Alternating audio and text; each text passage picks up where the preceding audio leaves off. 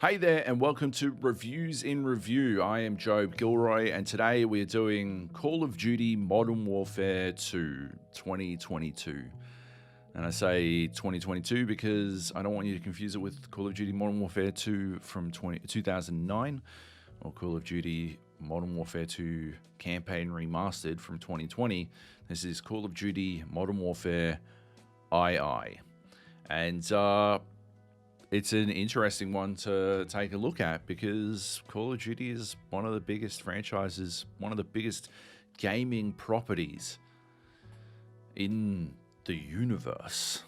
It's such a big element in the gaming scene that, the Microsoft Activision merger is being threatened by its existence. Sony feels that Call of Duty is so monumental that were it to be taken away, PlayStation would be irrevocably damaged, and so they're claiming that this is an antitrust issue. This is a monopoly type issue. It's not like Microsoft is unfamiliar with those sorts of circumstances. So that's a $69 billion deal that's being threatened. Not entirely, but largely because Call of Duty exists. So it is a huge deal. And we're going to take a look at the latest game in the franchise. It's an interesting one to sort of digest, to deconstruct even, or rather. Because Call of Duty, like, the reviews almost don't matter for a Call of Duty game, right? Like, it's the equivalent of like not a Marvel movie, like a Jurassic World movie, right? Like, because Marvel movies, they sort of imply a certain level of quality, a degree of quality, whereas Jurassic World is a giant name that a certain percentage of people are going to go see regardless of what anyone else says. Right? It doesn't matter. And that's how Call of Duty sort of works in 2022. It doesn't matter what anyone says about it. People are going to play it because it's what they do every year. It's every year Call of Duty comes out and they play Call of Duty. Like, it's not their identity or a culture or anything like that. It's just almost a habit, that you don't have an identity around celebrating Halloween. You just do it. And that's sort of what Call of Duty has become, which is, intimidating in a lot of ways, but also hugely impressive. That said, it does mean that the reviews are almost, for show. Set dressing, really. It does make them feel a little bit, I don't know, less useful. Still, I think it's important for gaming in general to critically analyze every single game and every single game we come across, and especially these AAA blockbusters. And they don't get any more AAA or blockbuster than the Call of Duty franchise. Although, as we will see, maybe not so with Modern Warfare 2, Anyway, before we jump into the reviews, this is the second Reviews in Review, and I wanted to take on a little bit of the feedback from the last episode. So we've switched to OpenCritic for our reviews. I do prefer OpenCritic over Metacritic, but it's a little bit clunkier to navigate for the purposes of making this video. So I switched to it anyway because I do feel it is, a superior review aggregating platform. Still not ideal. It's not perfect. Ideally, we'd have something like a Rotten Tomatoes thing, which is an idea my co-host on The Gap, Luke, has brought up a number of times. But Anyway, the other thing we're doing is adding unscored games to the list. Last week I said we live in a world with scores on game reviews and that we just sort of had to deal with it, but it's not, it's not entirely accurate. There are a number of sites that are doing unscored reviews. In the case of Modern Warfare 2, some of the unscored reviews were actually to do with the fact that they didn't feel comfortable scoring it until they played all of the game and they'd only reviewed the single player portion of the game. Others are unscored as a editorial guideline, as a default. So we tried to grab just from the unscored reviews that do that on purpose. So we are sticking with, we're adding one unscored review. There aren't that many to the list, and I didn't want to turn this into a 3-hour affair. So yeah, we've added an unscored review to the list. Anyway. As always, I've used random number generators to select from the reviews. I grabbed 2 from the top of the pile, 2 from the middle, and 2 from the bottom. I'll clarify the concept of top, bottom, and middle. I'm talking about from within the range of the reviews that exist, not the range of all reviews, because we'd be in a lot of trouble there. It'd just be everything from a lot from the top and a couple of things from the middle. We wouldn't have anything from the bottom because nobody scores stuff below 5. Nevertheless, we've got 2 low, 2 middle, and 2 top. This time we didn't have a uniformity between the top reviews. The highest review had a different score to the next highest review. There wasn't a bunch of 10s. And there wasn't a bunch of really low scores either, like where there was with Bayonetta, that all shared the same score. So what I've done is I've grabbed the tippy top review and the very bottom review, and I randomly selected one from the range of top and one from the range of the bottom. So yeah, OpenCritic lists 39 reviews at the time of publishing this video. I assume we'll see more as people are more comfortable with the multiplayer, but I didn't want to wait around, I guess. The highest score is a 94%. I believe it was a 92%, a 4.6 out of 5. And the lowest score is a 5 out of 10. So let's have a squiz. All right, the top review that we've got on the list is from Games Creed by Junior Onunkwo.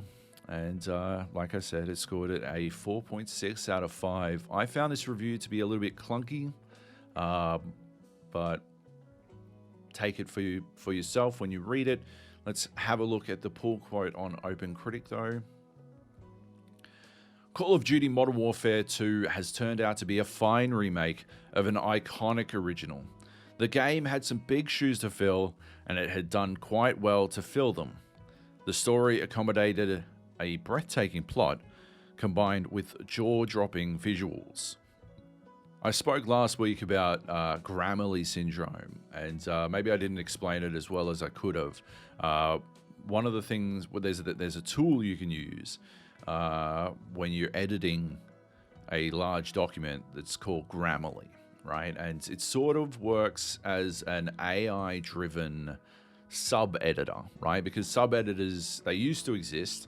There used to be a role for a person whose entire job was to go through and just look for typos in text and fix grammar and sort of make sure everything read correctly. They weren't there to drive editorial guidelines or anything like that. They weren't trying to create a voice or manage a voice. They were essentially just a human autocorrect, right? There's more to the job than that. There absolutely was.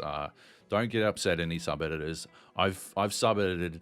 Don't be mad at me, okay? I know that job doesn't exist anymore, okay? So let's just move on, okay? Like, the world's moved on. Anyway, Grammarly sort of does that, right? But it's not great at it, right? And one of the things I was talking about last week was it would insist on synonyms for words, right? So instead of saying amazing, it would say people often overuse the word amazing. Perhaps you should try one of these instead, right? And it'll throw up just a smattering of words that sort of kind of mean amazing, but they don't like exactly fit. And like Grammarly syndrome is when you're reading a text and you notice that a word doesn't really fit the text, right? It doesn't really go with with everything else that's been said, you know? And yeah, this review to me has peak Grammarly syndrome. There's too many commas, which is another thing I said Grammarly did. It constantly wants to add commas, and there are a lot of words here that just feel extremely out of place in the context that they're being used. Let's take another bit from the review. The biggest problem in Call of Duty Modern Warfare 2 multiplayer is the new perk system. It doesn't make any sense whatsoever. You start matches with your base perks, then later on you unlock your bonus perk and ultimate perk. Kills, assists, or objectives help players get their perks faster, and because of these, it encourages more camping to a game already played with these types of players. Now, somewhere in that last sentence, a word has been replaced that sort of ruins the flow of that sentence. Somewhere in there, a word doesn't work, right? And that is probably Grammarly, but it could also just be condensing 2 paragraphs into one to sort of make it punchier. That's one of the things I noticed about this review, is that it's got these really short sentences, right? But the problem is it has this really evocative language, which you probably just heard, and those two, really short sentences and very emotive language can clash sometimes, unless it's done really well, and the words are chosen very specifically. There's this, I don't know, this dissonance, this element where your brain sort of is going at a mile a minute, and it's trying to process these emotions, and if the emotions don't flow from one to another, it doesn't necessarily work. And that's sort of the case in this one. Junior's obviously very passionate about Call of Duty Modern Warfare 2, or Call of Duty in general. I think, based on the bulk of the review, Junior loves the franchise, right? But I get the feeling that they don't necessarily love the multiplayer, which is why I don't think a paragraph like this necessarily fits in a 92% review, because it seems quite damning to me. It seems like they're quite upset with how the perk system plays out, and the fact that the perk system was something that was called out in the beta, in the closed beta and open beta, prior to release, and not fixed, means that it appears to be sort of what the team at Call of Duty are going for, at Infinity Ward are going for. So, yeah, I don't know if it fits in such a high review, but that's the thing about reviews, right? If Junior, deeply values the single-player portion of the game beyond the multiplayer, and loads of people do. I mean, as alien as the concept might be, loads of people don't care about multiplayer in Call of Duty at all and only want to play it for the single-player, then, it's very easy to dismiss the problems with the multiplayer when you only care about the single player. Overall, I didn't love this review, but I mean, the passion definitely comes through in it, and I appreciate that. Next up, we've got Xbox Error. They gave Modern Warfare 2 an 8.5 out of 10. with a review written by Jon Clarke, and not the CIA-trained assassin who would eventually become Rainbow Six. As finer an example of AAA Hollywood gaming spectacle as ever there was, full of incredible visuals and set pieces with a ton of gameplay variety and only a few moments that fall flat.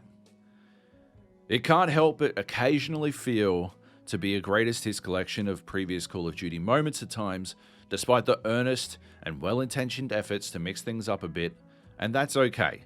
For fans of the series, they'll be more than satisfied.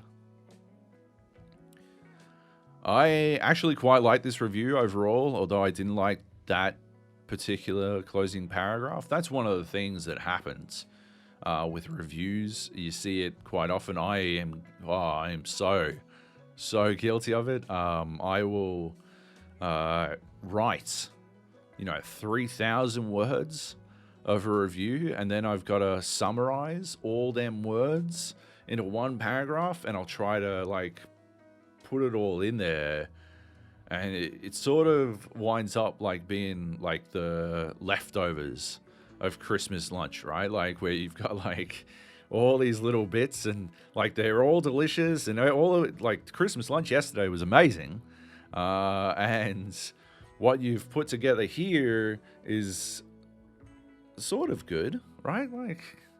You get it, right? But it doesn't quite work as well as that banquet you had the day before. And that's kind of what's happening here. I think Clarke delivers all the relevant information throughout the review and digs deep a couple of times. Here's a specific grab.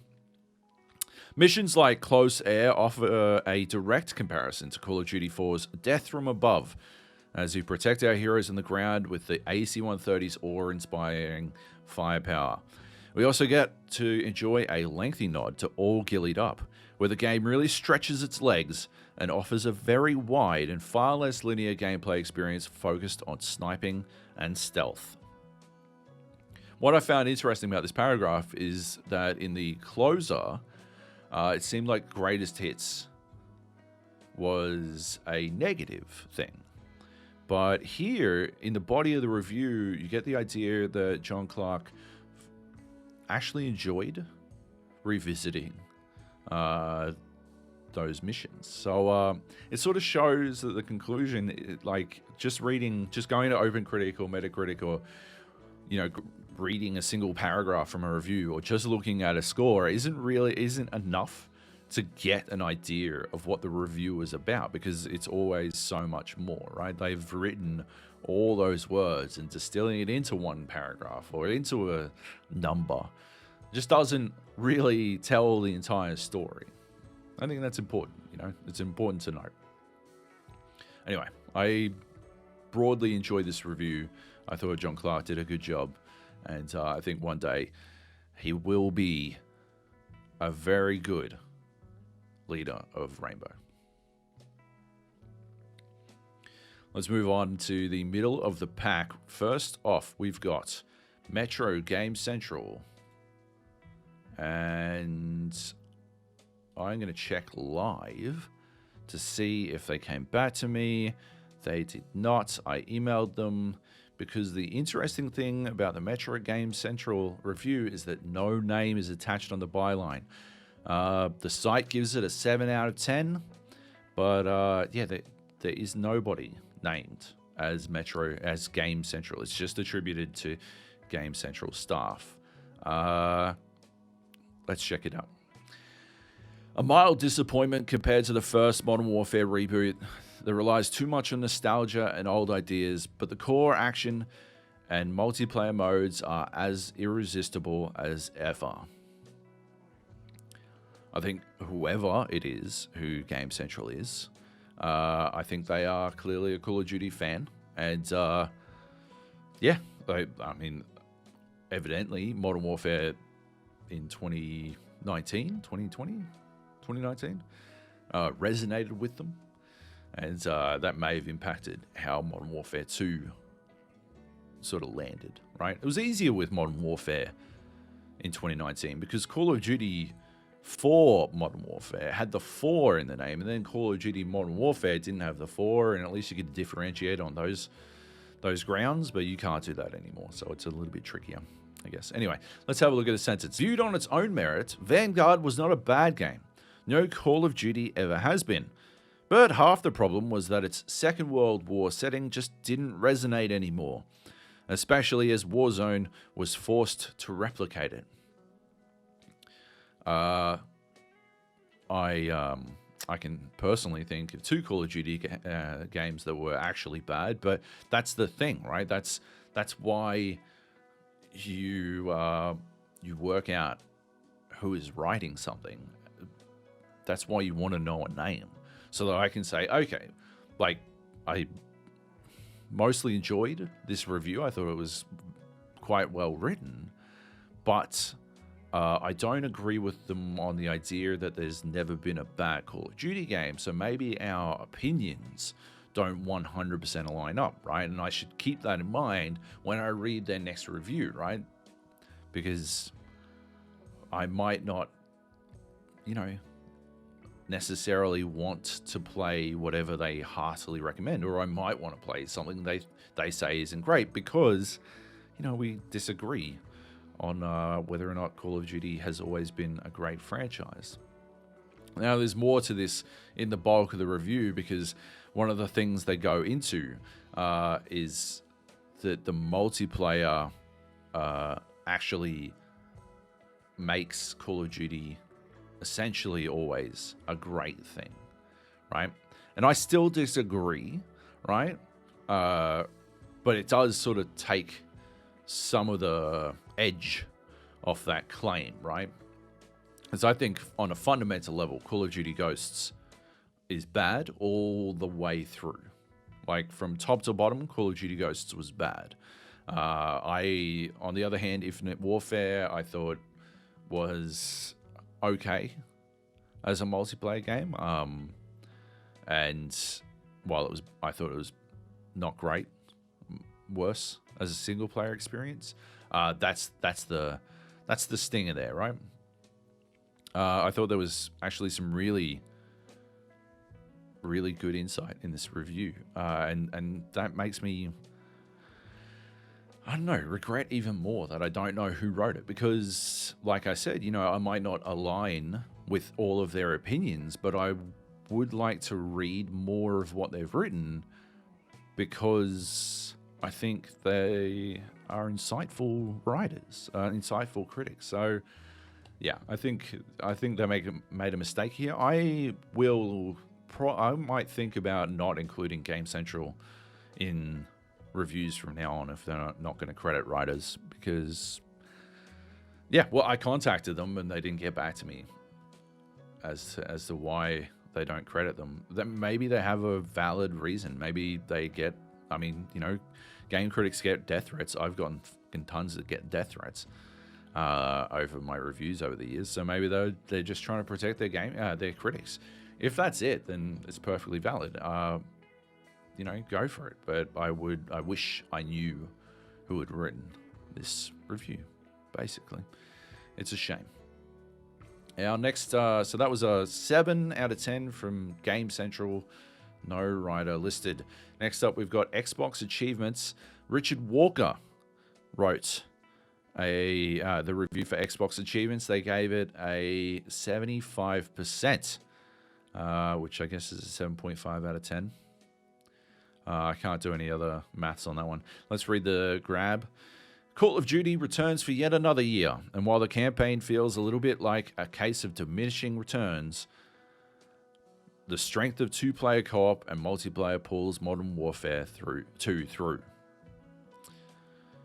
That's kind of the trick for Call of Duty, really. It reminds me of, I don't know if you've ever watched Penn and Teller Fool Us, right? But it's been 9 seasons now. One of the things magicians learned in like season 3 or 4 was that they could do, like sleight of hand magicians especially, learned that they could do like a dozen tricks, illusions, Michael. And they could, if they slipped one gimmick in there that Penn and Teller couldn't guess, then they would technically win the trophy. And I always got the feeling that Penn and Teller were not happy about this arrangement, but by the rules of the competition, that was how it went, and it worked, right? And I mean, I love Magic on every level, so I was always amazed. But yeah, you could, like, there's, you know, I'm not going to go in all the way in on Penn and Teller Fullest, but you can see that sometimes Penn Jillette is hamming up that he's annoyed that they were fooled, and you can see that sometimes Penn Jillette is annoyed that they were fooled. And yeah, there's a difference there. Anyway, to rope this weird tangent back on track, what Call of Duty does is it throws so much out there that you wind up, if you like one thing, you know, you're kind of stuck. You're like, well, yeah, I guess.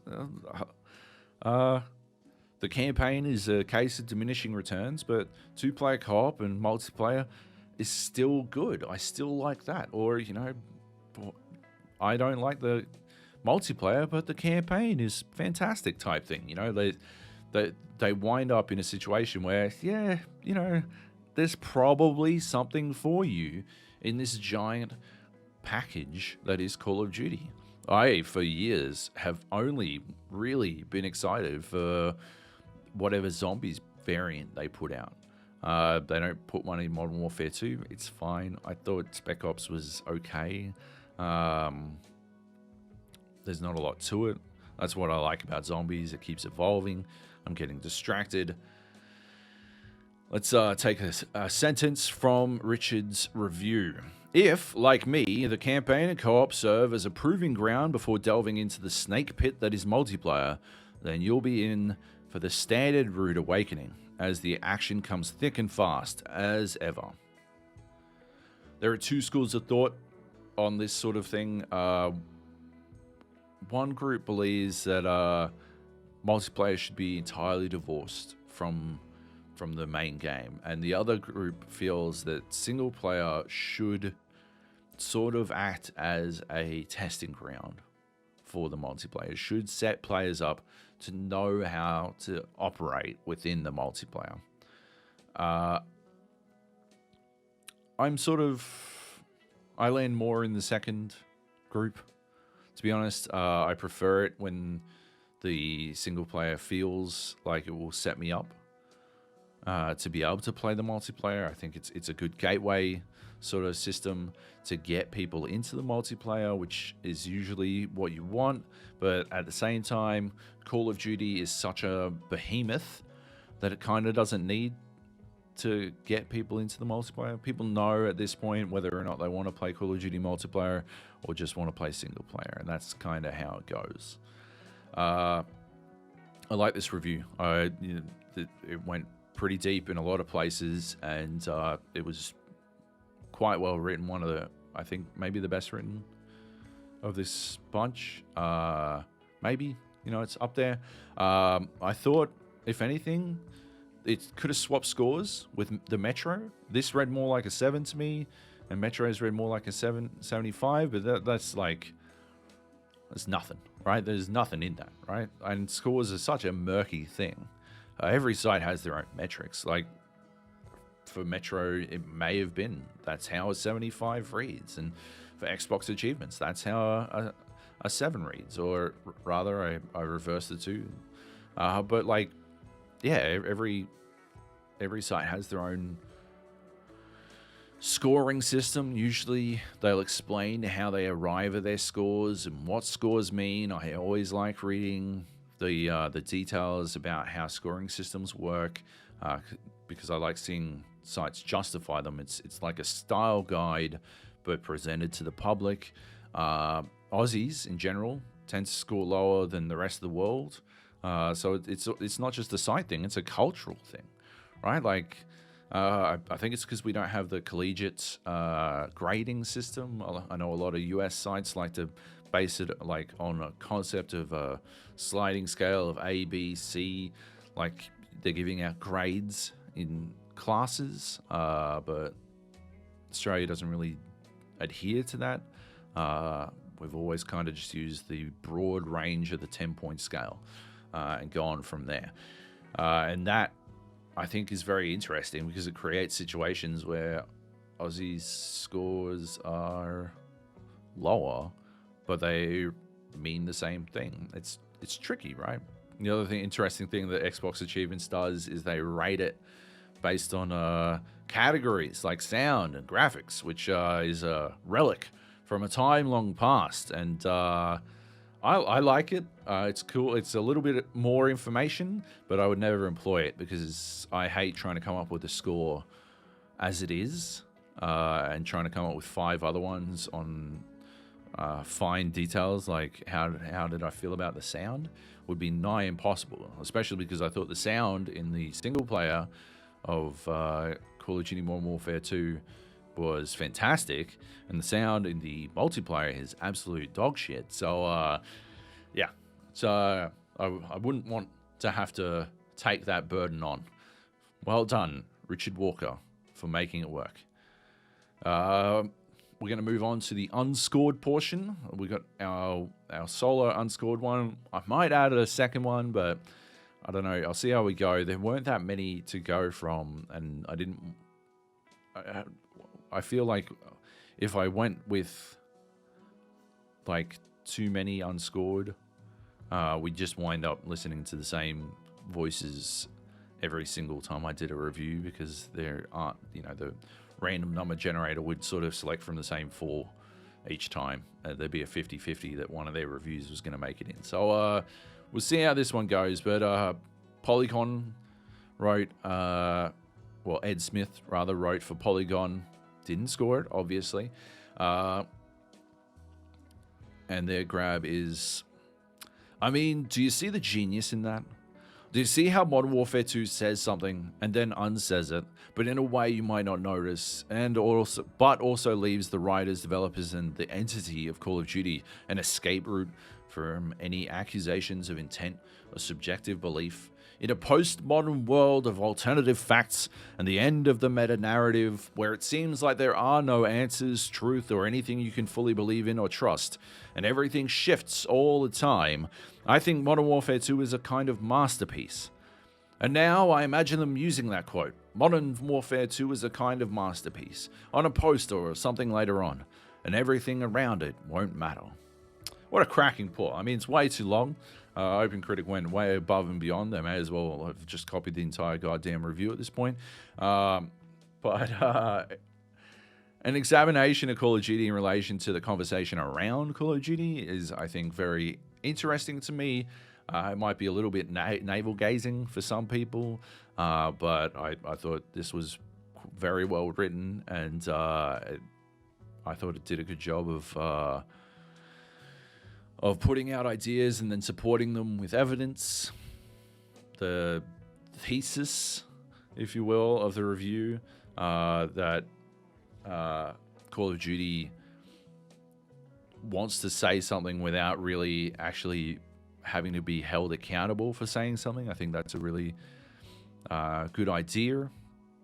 One thing I will say is that generally publishers contact and request permission to use a quote on a poster or a trailer or something like that. So unless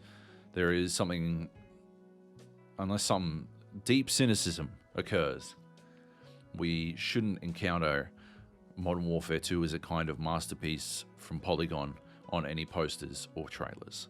Let's have a look at a sentence or a paragraph from this review. As Mexican special forces, you cross into a US in which people shout at you to get out of their yard, and you're eventually apprehended by the American police, who then realize who you are and let you go, saying, it's hard to tell you boys apart from the cartel. And for a moment, it's as if Modern Warfare 2 is saying something. It would take a long time to articulate, but something about race and prejudice. But then you go into another house and there are people shouting and screaming at you to get out of their yard, and they are Hispanic. That's trying to back up that central theme of this review, and I think it does a pretty good job. There's the far clearer version of those events is the mission directly after you, as Mexican Special Forces, technically invade American sovereign territory on an extrajudicial incursion to abduct someone from an American citizen's home. That target that you're abducting has gone back to Mexico. He jumped the fence at great personal risk and then just went back to Mexico. So you want to talk about saying something and then unsaying it. Yeah. There's the plot of Modern Warfare 2 is extremely difficult to follow at times. My biggest criticism of this review is that it's too short. I would have read another 1,000 words on it. They could have gone on, and I would have enjoyed reading it. I thought this was a good review. Yeah, let's go to the lows though. So another thing is, let me know if I should put the unscored reviews below the lows. I don't know how we want to do this ordering. I thought chunking it in before the lows was a good idea, just at random. I didn't specifically put it there to imply that it reads higher than the low range of reviews. I just thought, why not? Let's put it somewhere. Let's put it below the low, before the lows. Anyway, IGN was the one I selected at random for the first of the lows. So as I mentioned before, I grabbed the absolute lowest and then I selected at random one other review from the low range. Yeah, it landed on IGN, which is cool. Interesting. I think they got a bit of stick. There was a bit of heat about this review online.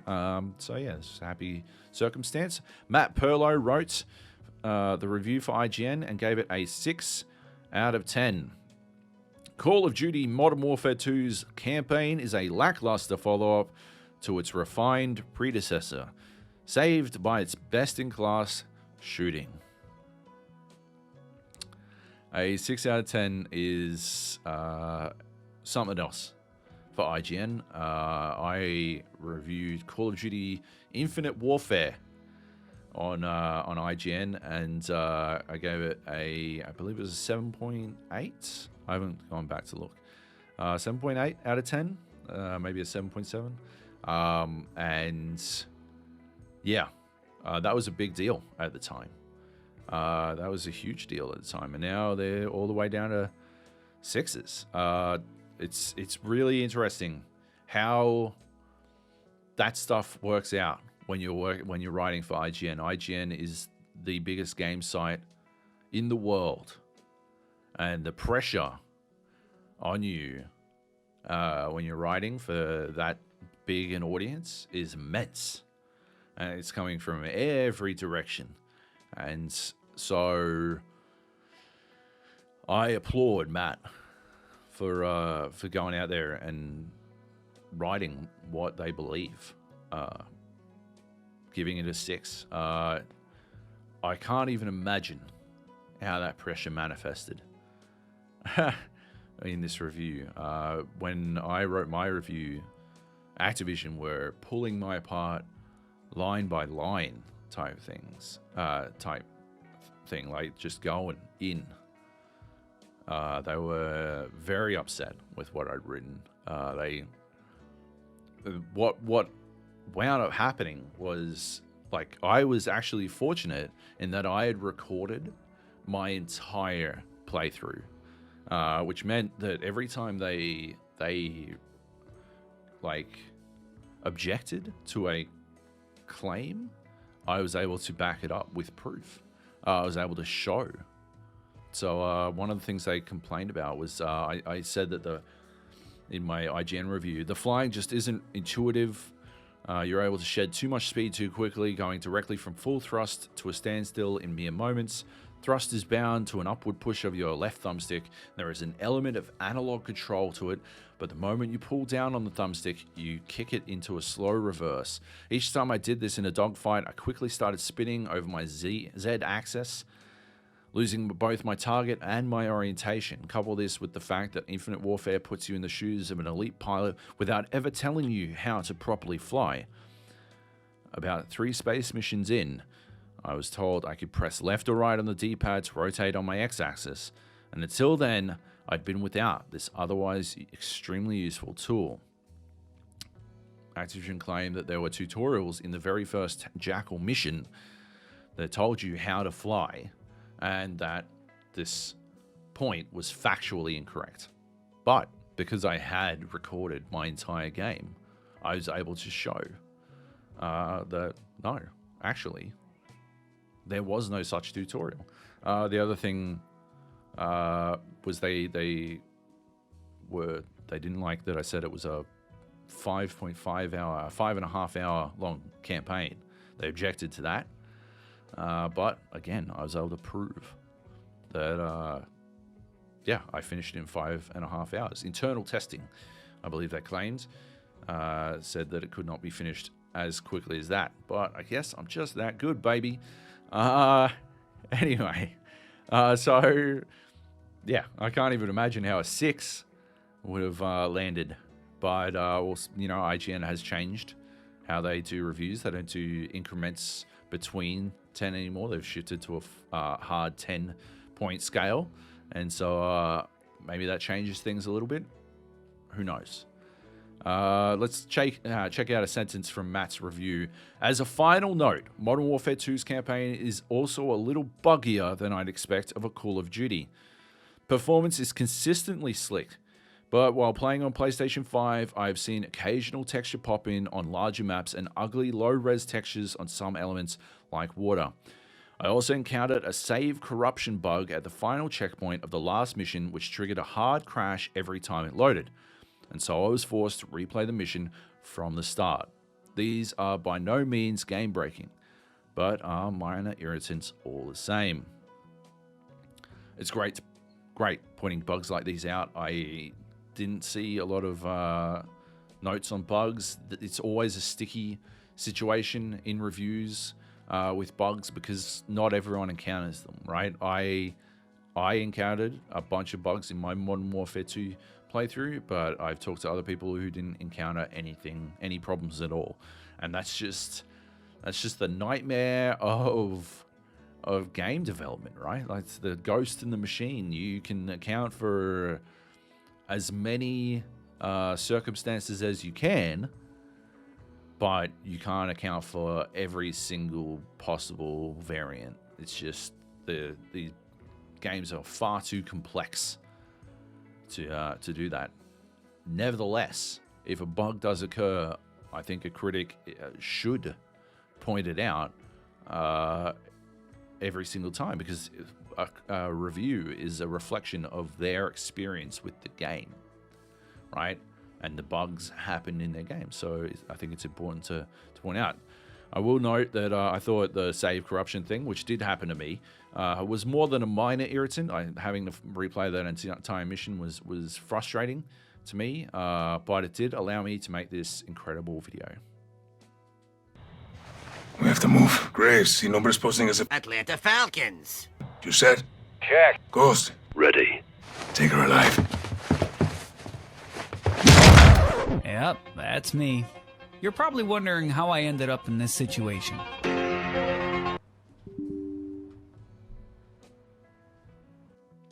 Overall, I enjoyed this review. I thought it was really well done. I think it sort of explained the other side of the coin to the greatest hits thing from the Xbox Era review. Here, Purlow thought that this was more of a cover band doing the greatest hits than the originals, and I guess in the Xbox Era review, they thought it was the original band. I think that's a great little counterpoint situation. The final review comes from Rant. Dalton Cooper wrote their review and gave the game a 5 out of 10. Call of Duty Modern Warfare 2's campaign is a disappointment, and while there's fun to be had in multiplayer, it's missing important features. Once again, there are sort of two schools of thought on this kind of thing with reviews. Some people feel that a review should be timeless, right? It should be, nobody wants to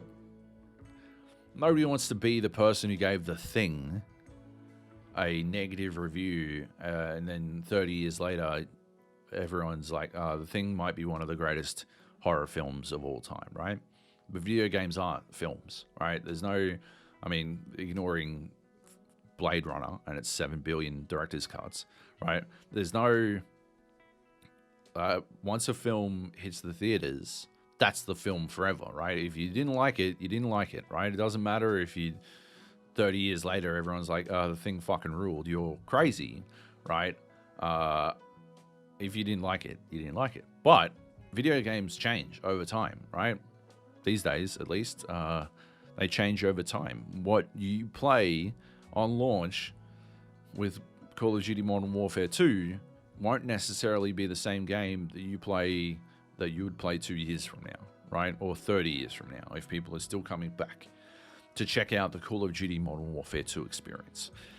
In 30 years, when Call of Duty Modern Warfare 2 2052 comes out, and it's different to Call of Duty Modern Warfare 2 2039, right? And people are trying to differentiate that stuff, and some bright spark on YouTube has a brilliant idea to go through the history of Call of Duty Modern Warfare 2s, right? Throughout the ages, right? And they come back and play this one, it will be different to what Dalton Cooper reviewed in this moment. So I firmly believe that you should review the game as it exists in the moment, because you can always update it later, right? So I'm in the second school where you can just write a second review, right? It's easy as that. Write a second review. I've done it before. I wrote a second review for Dead by Daylight. I wrote the first review when the game initially launched in 2016, and then I wrote a second review in 2020, and I gave it a higher score because it was a better game, and they had fixed a lot of what I said, what I thought needed fixing. So, yeah, just do that. You can check that out on GameSpot if you want. I would have liked to do the Grounded review, actually, re-review, because I love Grounded now, but at the time I reviewed that for GameSpot in 2020, and it wasn't the game that it is today. That's how that works. I think you review the experience you had in that moment, and you can't review what it might be in the future. I think that's a huge deal, and I think Dalton Cooper clarifies it well in that sentence. Let's take another sentence from their review. Gameplay-wise, the Modern Warfare 2 campaign fares better, but it's nothing to write home about. Anyone that has played a Call of Duty campaign in the last 15 years knows exactly what to expect from this. Levels play out like a shooting gallery, with enemies popping up to get shot and putting up little fight. Missions are even more hand-holdy than ever before, with the obligatory sniper mission having Captain Price fixing players' mistakes by killing the enemies they miss. Not for nothing, but I really appreciated Price coming in and saving my ass on the sniper shot that I missed, because the checkpoints in that mission seemed really rough, and I would have been frustrated if I'd hit 11 shots and missed the 12th and had to start from the beginning again every single time. That would have been extremely annoying. But that's not really it's not really on this review or anything, and it's kind of beside what Cooper is attempting to say. What he's trying to say is that they don't really allow for many risks from players. It's quite, you are kind of led by the nose a lot of the time. There's a lot of chatter. This sentence oozed for me franchise, or just fatigue. Just Dalton Cooper is clearly just tired of the Call of Duty formula, and I can appreciate that. Like they're just done with what Call of Duty is putting together, and I think they do a good job of reflecting that attitude. The other thing they really do, Cooper does a really good job of putting together for the reader, is the idea that this Call of Duty release is extremely piecemeal. They've sort of doled it out in little parts, and that doesn't really work for the formula, does it? Because the essence, that thing we were talking about earlier, the Penn and Teller thing, what makes that work is that it all happens at once. If you do those sleight of hand tricks one, and then you take a minute, and then you do another one, and then you take a minute, and then you do another one, then Penn and Teller are gonna see it, right? And one of those tricks isn't gonna work for them, and they're gonna call it, and you're not gonna fool them, right? The essence of what has kept Call of Duty at the top all these years is everything has come all at once, and Modern Warfare 2 is the most disjointed it's ever been. You got the single player a week early, you get some of the multiplayer aspects now. The rest of it's not coming till later. We don't get Warzone 2. We don't get this DMZ mode yet. Like, it's not out yet. It's interesting. It's an interesting way to reflect upon Call of Duty as a total package. And yeah, I think they make a good point. And I think if a review is a reflection of a game as it is at the time of publishing that review, then I land more with the game rants than the game's creeds of this world. I align more with Dalton Cooper, the junior Onunkwo. But reviews are a personal thing, and on every level. We might have the exact same experience, and you might write it different because you value different things to me. And you might also read a review different. People can read the same thing in a different way, right? And that's the important thing to remember about reviews. And that's why you can't just, I think I would read more of Dalton Cooper's work, and more of Matt Purlow's or Ed Smith's or who was it from Xbox Achievements, Richard Walker's work. I would read more of those reviews, but you can't just read one review and then think you understand everything a person is about, right? Because they write different things, they feel different things at different times, and you feel different things at different times, and you read things differently at all times. And you got to keep that in mind when you're reading a review and looking at a score and taking in their criticism, is that they're all different people, and they've all got different opinions and different lived experiences, and you're a different person as well. And that's probably, if there is a conclusion to be an after school special wrap up moment, Zach Braff from Scrubs. At the end of the day, I think what we really learned is that Metro GameCentral's approach to bylines kind of sucks, and I hate it. Anyway, that's all I got this week. Thanks for joining me on Reviews in Review. I'm going to do more of these. I enjoy them. I've got a little bit of a plan put together for these. Hit like, hit subscribe. You can watch Bayonetta 3 somewhere. I don't know where I'll put it. I'm going to make it really hard on myself in the editing process. Head to thegapodcast.com to check out my podcast where I talk about video games each week. And make sure you read the reviews that I've listed here. You can't just take my opinion on them. Go and give them a read, or at least click on them, right? Click on them with your ad blocker off, and give them a squiz, because they don't get paid if you don't click on the links, right? Anyway, yeah, that's it. That's all I got for you this week. Have a good one. Stay safe. Love you. Bye.